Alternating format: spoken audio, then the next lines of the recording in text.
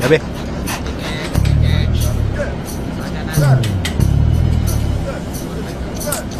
Sorry eve teasing আমাদের প্রতিদিনের বাস্তবতা। প্রতিদিনই আমরা চলার পথে এরকম ঘটনার সামনাসামনি হই। চোখের সামনে দেখেও না দেখার ভান করি, অথবা মনে করি এরকমটা হতেই পারে। অথচ আমাদের এই চুপ করে থাকা কি ভয়াবহ পরিণাম ডেকে আনে, আমরা কি একবারও ভেবেছি কখনো? চোখের সামনে দেখা সিমি, পিঙ্কি বা ইলোরার লাশও কি আমাদের একবারও ভাবায় না?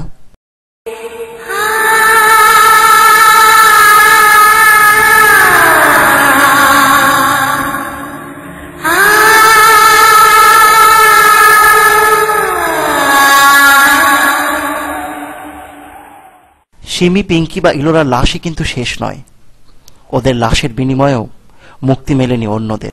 One day I suffered eavesdropping from a public administration student, but I didn't know how to protest it, and I protested by my own view, but he threatened me. এই ব্যাপারগুলো শিক্ষক শিক্ষিকাদেরকে বলাটাও মানে অনেক ক্ষেত্রেই তারা একটু লজ্জা বোধ করে বা তাদের এটা বলতে তাদের সুবিধা হয় না। জন্য বিভিন্ন সময় বাইরে থাকতে হয় বা বিভিন্ন কাজকর্ম করতে হয়, কিন্তু অনেক সময় অনেক প্রবলেম হয়, কিন্তু আমরা এটা কাউকে জানাতে পারি না আমাদের প্রবলেম। এইসব রোমিওদের আমরা কি পারি না প্রতিহত করতে?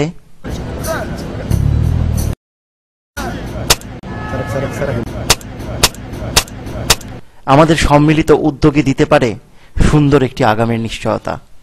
এই উদ্যোগ যদি প্রতিষ্ঠিত না হয়, তবে আপনার নিজের কন্যা সন্তানটিও কিন্তু নিরাপদ নয়, তার পরিণতিও কিন্তু হতে পারে সিমির মতোই।